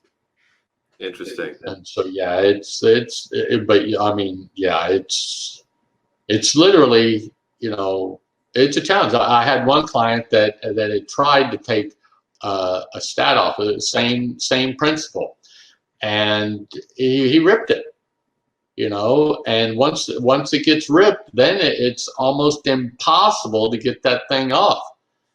And so I got it off, and he says, "How did you do that?" And I said, 4 hours of patience. It's like 4 hours. I said, "Yeah." I mean, it's literally, you take a breath, and it's a hair's thickness of lift, and you just it's just patience. Right. I mean, he probably contemplated for only 4 minutes, Right. and then just tried to see what would happen. Yeah. So yeah, it's just patience. This is one of the most recent pieces I did. I think I can say it was through the Graham estate, and yeah, just the obvious challenge of the stain on the left side. And yeah, I was given a caveat with the price and a refund, partial refund, if I couldn't get the stain out, which I agreed to. But yeah, I figured I'd get it out. And then the extraneous tape, getting that all off, and then the stats, which yeah, for my stat work, the stains are the most dramatic before afters, and certainly that it's it's very rewarding. But now, for me, it's the stats that I find most satisfaction with, because I told you before that most people they'll either typeset the text, they'll extract it with the photo paint, or they'll snap line it with a vector program, and all of them are just immediate tells. At least for me, if not most people. I mean, you look at these things, it's like, oh, that's restored. I don't want my stuff to look restored. Now, I'm not out to deceive anybody. What I'm trying to do is to unify the image to where these things don't detract from the overall appreciation. And so I don't do any of that stuff. I from the reference material of the comic, I sculpt these letters. And the thing is, I worked in the printing industry, and I understand that when the ink is put down on the paper, it can do one of two things. Now, again, what they're doing now, the technology is such that it's so much more precise. But back then, when this got put on this poor quality paper, the ink would either blob out, which means that the letters are thicker, or there'd be this kind of suction that it once it's stamped onto the ink is stamped onto the paper, then it comes up and it kind of sucks it away to where there's this light outline around all of the letters. And so, being aware of this, I know that on especially vintage art like this, that the letters that I would extract from the comic reference would be too thick, and so I sculpt these things to where they're narrower and more accurate. And oftentimes, as was the case in this one, I've also got original hand lettered stats that I can compare my printouts to. Mm-hmm. And then once I get the printout done, that's not the end of it. Then it's a matter of making these things look more like what how the original stats are. The paper that I use is a consideration as far as the sheen. The tone of the paper is a consideration, and that's a big challenge, because different papers print out at different hues. I mean, some paper tends to print out to the cool colors of green and blue, and other papers tend to print out to the warm colors of red and yellow, and all kinds of ranges in between, different printers, different inks, print out in different ways. And so all of these things have to be considered for getting an accurate match. And again, I'm such a perfectionist. I mean, I had one piece. It was a Doctor Strange cover I worked on. I had 52 printouts before I got something that I liked, because it's just very difficult to get these things exacting.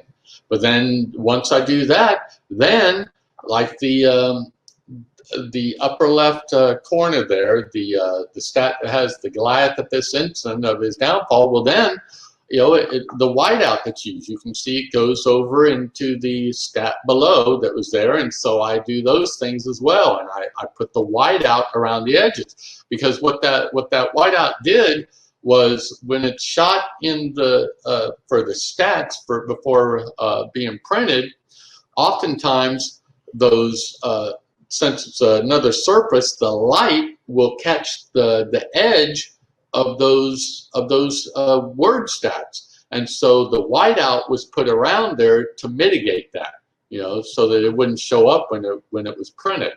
Right. And so these are the things that I do to try to make my stuff look authentic. And I can say this in all honesty, my stuff is passed in all of the auction houses as authentic. Now, not everything has, certainly, but some of my stuff is passed through all of them as authentic. And I used to, even that part of it, I used to, the first one or two times that I saw some of the descriptions for these pieces, because, anything that I work on, I'm interested in seeing what they ultimately sell for. And I would contact the auction house going, hey, you know that, this and this isn't original. I restored that or reproduced it, but after like the second or third time, I thought to myself, wait a minute. That's not my responsibility. That's the responsibility of the owner of the piece. And so, yeah, I quickly stopped doing that. But yeah, it does give me great satisfaction to know that, my pieces are still passing as authentic. But that's what I strive to do. Again, I'm not trying to deceive. I'm just trying to make the piece look good. Sure. Now, before we move on to the next piece, with the image on the left, clearly the whiteout is what stands out as white on that piece. And you said that this came from the Graham estate. Right. So I'm assuming, it never changed hands and went that for a very long time, since it was printed. So how did it get so yellow? Was it out in the sun? Is it just the age that made it yellow like that? Because, it would seem like, or is it really stained in some way? Well, that stain on the left is an indicator that it got wet. And so once that happens, you're activating mold and whatever else there is in that paper, and the paper is connected, and if it's even in an enclosed environment, it's just going to start eating away at that paper, and it manifests itself by turning everything yellow like that. So it started just from that left side of the dinosaur and just worked its way through just chemistry. Because of that stain there, I would say in this case, yeah, that was likely it. Amazing. Okay, this was one of those pieces that I first started thinking, man, I need to make these things look more authentic. And wow, what a challenge it was, because again, I didn't have any comic book references and things like that, and even down below the little Max thing, I had to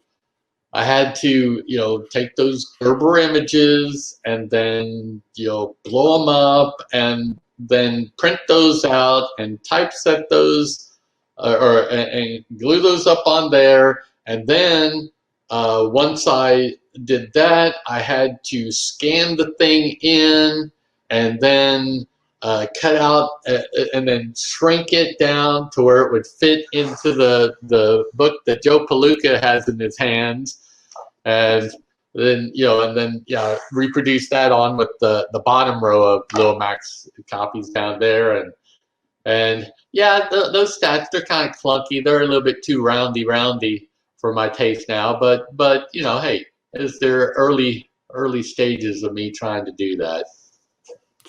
Sure. Well, it still looks like a great job. Thanks. Oh yeah, this Mobius piece. You can, if you look at the before image, the whiteout over what was obviously the original border for the art board, and the image extended past it, so that was covered like that. And the client wanted me to extend the board, after cleaning it, and then extend the board to where it presented, as a more centered piece, and so yeah, just found some paper that matched it, and after it was cleaned and toned it to it, and then on this particular one, I was able to print the missing parts out from, because I've got a catalog of 1,000 pieces, and all my pieces I scan in at 100% size, and so I was able to use something from the same time period to print on top of this paper, and then attach it To match the top and the left side? Right. I was going to say, because you didn't cut that off of another original. No. Like I said, I actually bought some blank, some modern blank comic art board, so it's the same 2-ply thickness and surface sheen as these, and then I'll tone them, and then I'll run them through the printer to print out the lettering, from the examples that I have of other original art. Sure. Here's a vellum piece that was this was quite a challenge. The art was, well, you can see on the before, it's a horizontal artboard, so that's actual size, and obviously it's too big for the original. So somewhere out there's going to be some production art for this that's all stacked, and and so this one, the client wanted me to reproduce it to look like the original artboard would have, but with the understanding that it would be larger than normal. So proportionally, it's the same, but it's in actuality, it's larger than normal. And so the first challenge was, there's that masking tape, the worst tape that you can have. I mean, that stuff, it is a bear to get off. I mean, that's a big challenge, getting that stuff off. And once you get that off, then I had to clean the vellum, and then once I did that, then I fabricated this board. Now this board is all of those editorial markings, the registration marks and the writing and all that. I actually hand inked all of that.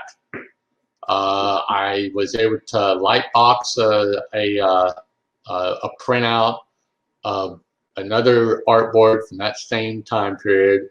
Enlarged it to where it would proportionally match this, and then I had to light box it. Now the thing is that this isn't translucent paper, and so that creates a difficulty in even seeing it. And then one of the considerations, I don't know if people understand this, but when you are light boxing something and you're seeing a shadow image underneath, well, that shadow is going to be thick or thicker than the thickness of the paper that you're trying to look through.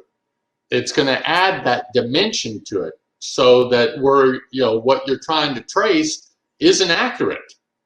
And so you have to take that into consideration by making sure that what you're tracing is slightly thinner than the shadow that you're trying to trace. Mm-hmm. And so I did that for that, and then I'm most proud of those little print anomalies on the right and left side. That I was actually able to set my airbrush at very, very low air pressure to where it was spitting out the paint to a granule pattern that matched what I was trying to reproduce. Because again, when I'm doing these things, the realism is in the imperfections. If I do these things, and I looked at many different boards from this time period to make sure that that same anomaly was there. The only difference is that some of them were thicker and some of them were thinner, depending on the press that that particular board got when it went through the printing press. Mm-hmm. But it was there on all of them. And so, yeah, so those little things that for most people are insignificant, for me, it's everything. And then once I did that and I got the vellum mounted, well, then you can see that, the vellum piece isn't square. And if you compare it to the comic, on the left and right side of the imagery, there was an additional head there on the right side, up there near to the immediate right of the Hulk logo, and the left side there at that window was higher in the black and more square. And so what I did was, fortunately, I've got a catalog of all these different old pieces of art and things like that, and plus I have some vellum from that I had when I was a teenager in the 70s and 80s, and with 20 years old in the 20-year-old in the 80s, but still I have this vellum, and so I was able to take that and tone it to the now cleaned tone of the original art, and apply that over it, and then ink on that vellum to fill those images out like that. And then down below, since again, the backing board, that's what I created, then I hand inked the lines on the ground, like below the Cry Monster, Enough Said, stat, and things like that. Right. That's a beautiful work. I mean, it's amazing. Nice. Oh, and also that May number 12 at the top. Again, I went, I looked at different time periods for Marvel Artboard, and so was able to find the lettering that was written on there and what color. And so, yeah, I just mimicked the style of whoever it was that was writing it for that particular month up there at the top. Amazing. Thanks. Okay, this one right here. This, wow. The indicias. These are, oh man. See, those indicias down there are on the printed comic are so tiny.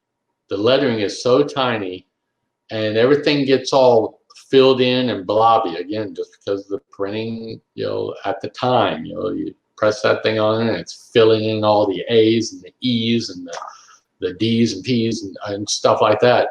And I was able to go on Heritage, look at indicias on there, and I can see these things are all typeset, nice clean letters. And so what I did was I took the letters and I took one lowercase letter, one uppercase letter. So I individually sculpted 52 lowercase letters, 52 uppercase letters, the 10 numbers, and then a variety of punctuation marks and symbols. And then I individually set, you did a copy and paste of each and every single one of those letters and numbers and symbols over everything in place until I got it. And you'll note there's two fonts on this, and so I had to do that twice. And then the thing is not everything when DC is the same. I've had to do that so many times, and it's mind-numbing work. But once I get it done, and then I do my thing with kind of aging the stat a little bit to make it look more authentic, and then you've got something that looks real. Yeah. Well, if you ever need to put together a ransom letter, you're all set.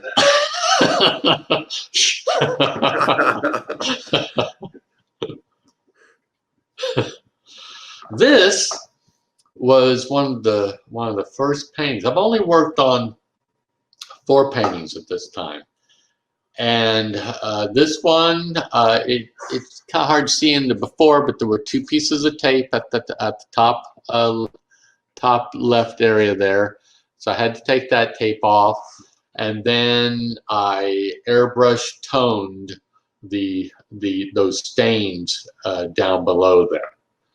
This was on illustration board, and the client definitely didn't want me to clean it, and I didn't either because of the pigments used. I don't think it would hold up, and yeah, I didn't want to find out at this particular time, and so yeah, I just airbrushed the tone of the artboard on that one, so that again, it's all about being able to enjoy the image and not being distracted.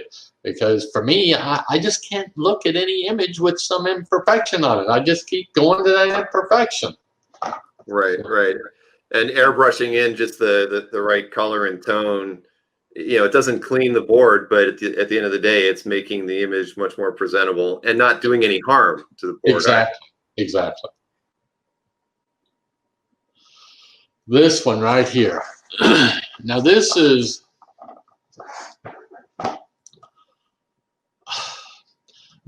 right here is one of those debates that I've had a couple of times, and the first image, as you can see, the details on the train had faded. And this is a problem. This is an ongoing problem. You can look at Gil Kane's artwork, for sure. Some of the Jim Starlin, Death of Captain Marvel, that whole issue. Starlin art, Pat Broderick's art, a lot of that's going. Then there's a lot of strip art from the 90s that's going too. And this is another one. Well, this is a perfect example of the difference in the comic art community mentality and fine art. In fine art, it is the image that is paramount. I mean, how many times has the Mona Lisa been cleaned? Who knows? And every time that thing is cleaned, there's paint loss.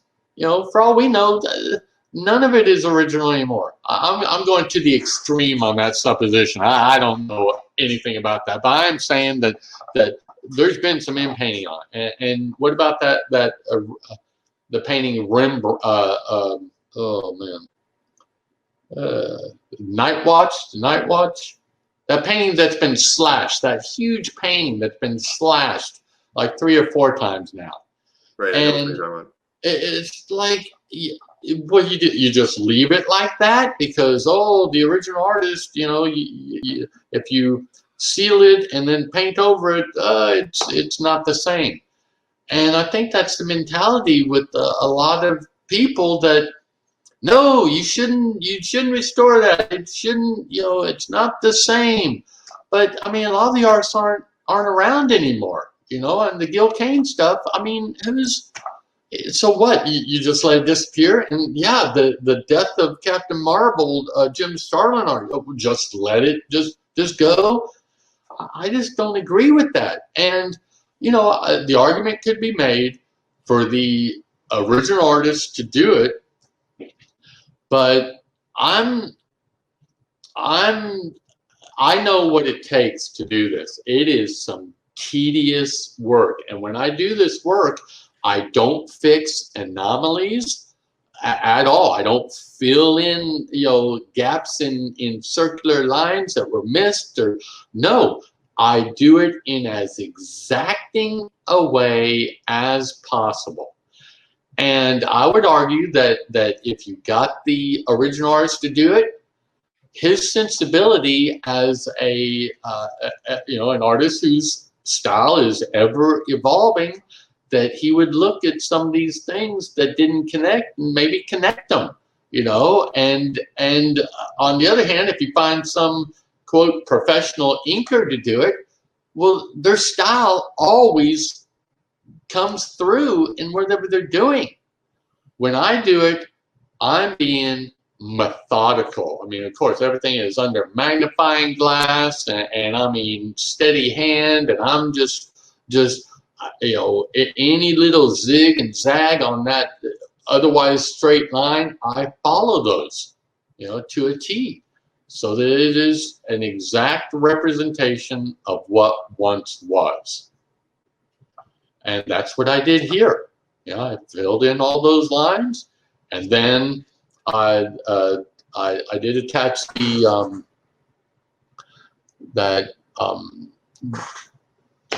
Punisher logo in the bar, the barcode there, because he didn't want me to clean the piece, so I put that there so it'd present nicely, and then everything else I put on an overlay, including that Johnny Romita Jr. signature there. That's all on an overlay. Oh, interesting. Okay. Wow. But they didn't want it clean. They wanted it to still look. No, and because I told them that if I cleaned it, it's possible that more stuff could get lost. Right. It's not a viable ink. A lot of what was used.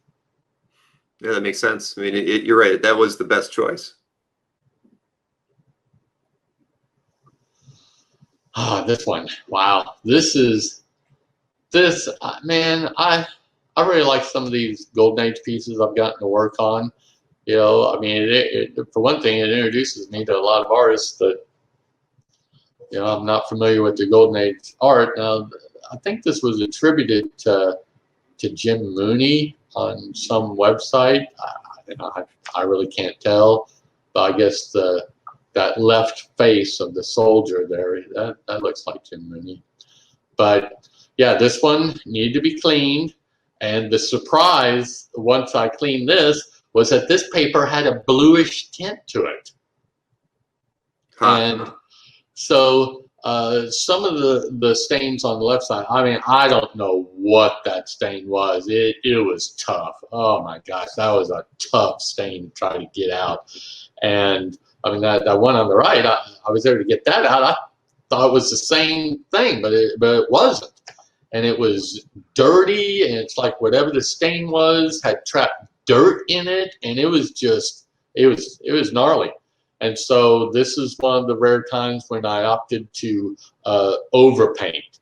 But again, since the paper was blue, that created a challenge. I'm pretty good at color matching, And so I had to do all that, and then the Ranger stat. See, those stats that start fading like that. And this is from my black and white photography class in college. You've got the developer, and then you've got the stop back, and then you've got the fixer. And so I'm imagining that these stats, when they were made, that either they shortchanged the time in the fixer or the stop path, or they shortchanged the time in the fixer. And so because of that, these stats are becoming either gnarly patterns of darker and lighter values, or faded areas and things like that. And so I've developed a process to where I can get the I can I can ink over these things and then make the sheen look the same as everything else on there. And so that's what I did with that piece up there. And then down, of course, adding the pieces, and then on the piece I added, then I extended the little pencil, rough thing down there at the bottom right. And, right. That's what I was just looking at, was that, how you extended where the chip had taken away a part of that. Right. But that's also an interesting thing to see too, because, as an art collector, and I've looked at, hundreds of thousands of images of artwork over the last 20 years, thanks to CAF. I've never seen someone do that on the front page of a piece of, of a comic board. It's always on the back. So it's funny to see that. I mean, you've probably seen this more than I have, but I've never seen somebody do that. Not a lot, but yeah, it is very a rarity. But on this one, yeah, it happened to be there, and so yeah, it demanded being filled in. Sure. Okay, this right here, this is my very first tear I ever did. This was a piece of art that I bought, and yeah, that tape on there and that tear, that was really bothering me. And again, I hadn't learned how to take any tape off, and this was the first piece that I took the tape off of, again using that very meticulous tension. And I learned that when as part of my graphic art career, I did a lot of vinyl graphics. And in vinyl graphics, you have to, you put the roll through this plotter. It's kind of like the old pen plotters, only there's a blade on it. And you feed the imagery in, and it tracks it with this, or outlines everything with this blade, and then you extract all of the negative spaces. And you have to use a certain tension on it, or you're going to pull up the positive imagery you want to keep off of the release liner. Sure. And so using that awareness and expertise, that's how I took this paint off. Now, unfortunately, it left behind the residue. And again, at the time, I didn't know how to get the residue off, so I just took some toned paint and I painted over the residue so that it wouldn't stick to the comic art bag I had it in. Interesting. And then took a little, that line on his shoulder, then I touched that up a little bit there. That line break. So yeah, this is my first tear seal. Everyone always remembers their first, right? Yeah. No, that's yeah, because you can't see the tear at all in the second image, so that's impressive. Okay, this one right here. Okay, this I didn't know it until I got it in hand, but this was a two-layer thing. The art board, and then the Sparta comic art border. That was actually a Xeroxed reproduction, and I mean, as you can see, it didn't fit exactly, because at the top, you got the line up above and everything, and I've worked with enough art that I thought this just didn't look right, and so I started checking, and sure enough, that Sparta artboard wasn't from the same time period as this Strange Adventures 135 cover, and so I was able to find a board that was the same, from the same year. So I knew it was the one that was actually used. And after cleaning the piece, I, toned this paper, put it on there. This is another one that I hand lettered all of those registration marks and all the lettering on there. And then did the words down there, I kind of wrote those in because I saw that on a lot of pieces. And oh no, there it is, right there at the bottom of this one. It had that two SPS 2 Velux there. So that's what I did. I kind of mimicked that. And then the stat itself, again, it was some reproduction on a transparency, but it didn't line up the way it was on the published comic. So I redid the stat, reproduced that, and reproduced the missing parts, of course. And yeah, this was a nice before after, with a lot of work went into it. So do you think that the work that was put into the first piece was done maybe by the owner versus by someone who had a restoration background? I don't know, and I didn't ask. Being so far off, it just makes me think like maybe the owner or one of the a prior owner to the piece tried to do something, but because it like you said, it's so far off from what it should have been. Right. And this one right here, this is the missing zipatone glue, and yeah, it's just amazing how this stuff was that glue was just liberally just slopped on this stuff because it was clear at the time, that no one had any consideration for the ravages of time, or the fact that this stuff would even be worth anything, 60 years later, 70 years later. And yeah, so it's just cleaning the stuff and yeah, it's amazing what some, again, just the production art process was just so detrimental to this art that otherwise may have survived if this was kept, again, out of sight, out of the sun, out of humidity. It possibly wouldn't need this, because there's certainly a lot of examples of strip art out there from this time period that still look nice. Yeah, that's amazing, the difference. Now this right here, this is oh man, one of those Lee Elias pieces. I know y'all had that discussion about the Chamber of Chills that sold in the last signature sale, and man, Lee Elias, he's one of those artists that I knew very little about other than his work on the Human Fly at the end of the 70s, which, it was all right, but then I started seeing all of this Lee Elias stuff from this prime time period, and oh man, this guy, to me, yeah, he's an underrated artist. Now he may be getting his due now after this last sale, yeah, he certainly is. Oh man, but all of his images are so. I mean, in my opinion, that's a cool image, and I know that it's got the connection to that album that it was on.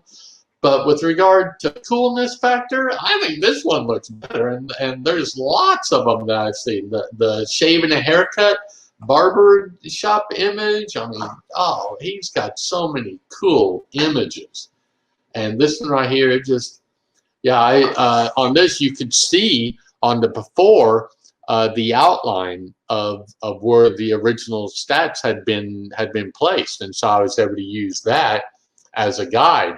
And in this particular image, they'd cut around the head of the girl in the boat, and then slid the logo behind it.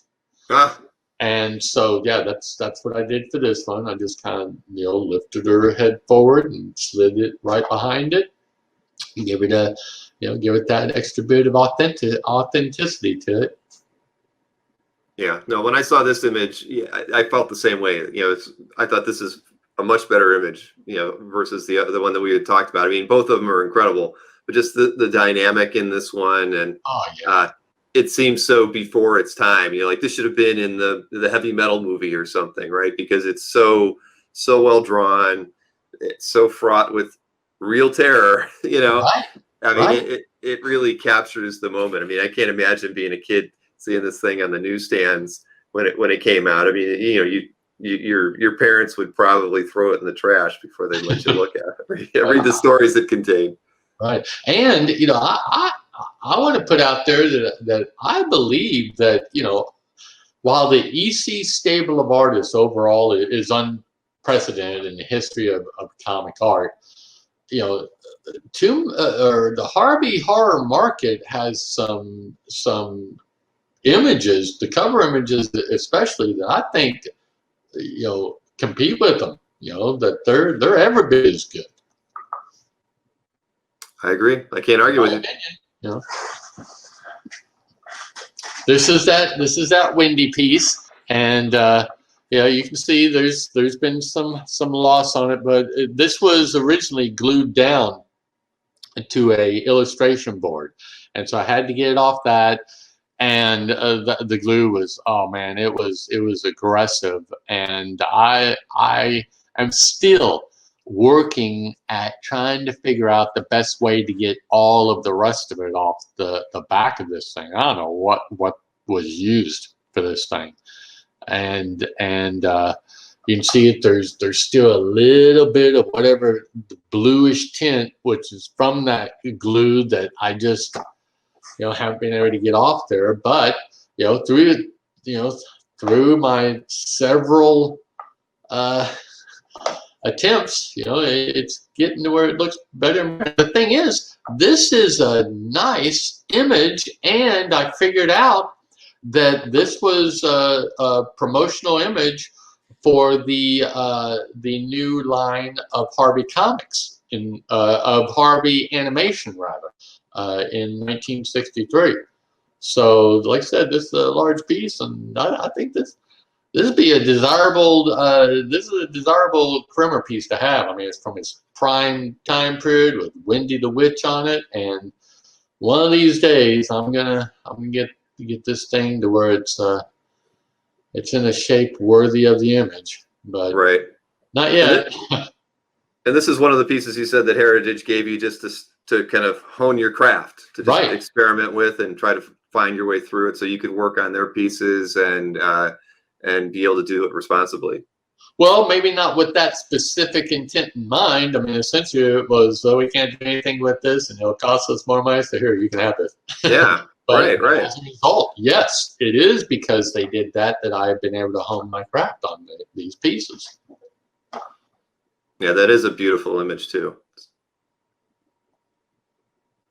Okay, this right here, this these stats from this time period, as I'm sure it seems like they're all turning this color. Now these things, they present a challenge in that they've got this, it's like this vellumy, plasticky type feel is what they are, and then they're painted on the back with this white emulsion that was also what was used to glue them in place. And so getting them off is a real challenge. And then the stats themselves, then they need to be cleaned, and plastic and vellum and a lot of that stuff. It's like there's a lot of stuff. Again, I don't know. I'm not a chemistry major. I don't know all of that, the factors that make something do what it does.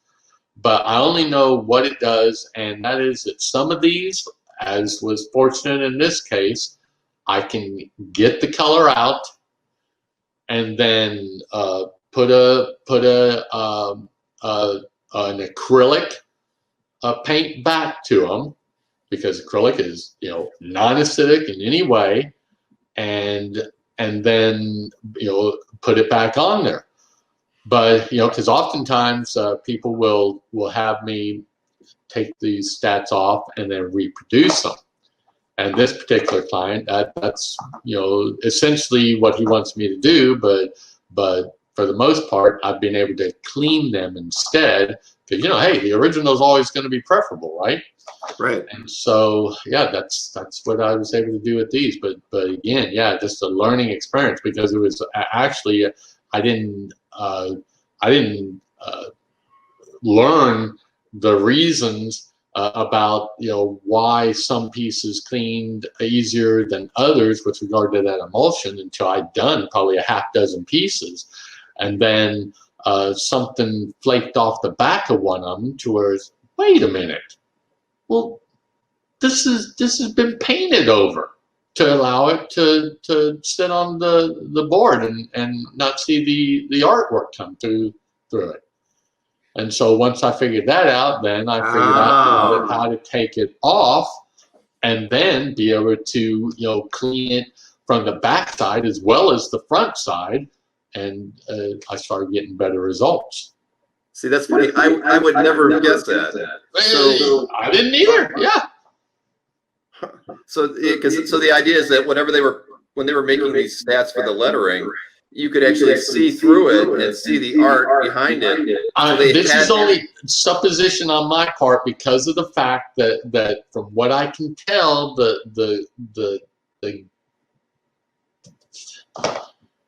I don't know. I really can't answer that question. But it seems likely. I mean, I've always wondered about these too because I own one or two pages from this era, but I've seen a lot more when I visit Mike Berkey. I've seen and I've seen them, and I've always wondered why they looked like they did. It never made a lot of sense, but I mean that's the most likeliest explanation I have ever heard or could have conceived. Is why they did it. But it seems like an awful lot of work. Right. I mean, that said, I mean, there is a toned, glued aspect of the paper underneath these. So, it's possible that they had a light glue on there too, Interesting. But it's just the aggressive nature of it. It's not like typical stats that are relatively easy for me to get off. But these things right here are just, oh man, they're a monster to get off. Wow. That's I don't know. That's been very educational, Robert. I can't even begin to tell you how much fun this has been. I've learned more than I was expecting, but it's everything I wanted. I knew when I was looking to talk with people for these comic art related interviews that you were somebody I really want to talk to, and you didn't disappoint. This has been so much fun. I can't even begin to tell you. I mean, and again, as a sculptor and somebody who's an art major, I can completely appreciate everything that you do to make these, to clean the pieces, to make them better, to make them last for generations. I mean, I'm in awe, and I would never have that same meticulous, ability like you do to be able to sit down and spend 4 hours to get a piece of tape off. Yeah. I probably would have taken it off quickly too, and then worried about trying to fill in what might have gotten removed after the fact. Well, it's just, as I said, it's just, I'm still learning. Even after 18 years, I'm still learning, and I enjoy that. For one thing, it helps keep my mind sharp, and just I don't ever want it to be drudgery. Now, I mentioned that word before, as far as some of the meticulousness of this stuff, but it's still very rewarding, and it challenges me artistically. I know I oftentimes, again, lament the fact that, hey, I'd like to be able to do original art, and, make a living selling original art, but if I can't do that, and I know that's a lot of ego that goes into that. But if I can't do that, the challenge for me is to making this piece look as much like it was originally rendered or intended to look. Before the ravages of time or abuse or whatever, was to the detriment of the piece in question. And so that's. I try to make as much stuff as possible reversible for whatever reason, generations from now, they've got techniques that are far superior to anything I do, and they look at my stuff and go, "This guy was an idiot," that they can redo it. Sure.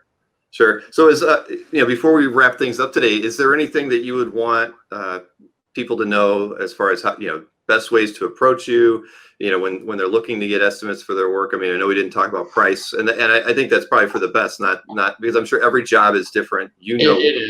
What goes into it. So when this goes online and I'm able to put your contact information out there, what kind of things do you want people to send you? I mean, do you want the scans up front? How do you usually like to conduct business with a new client?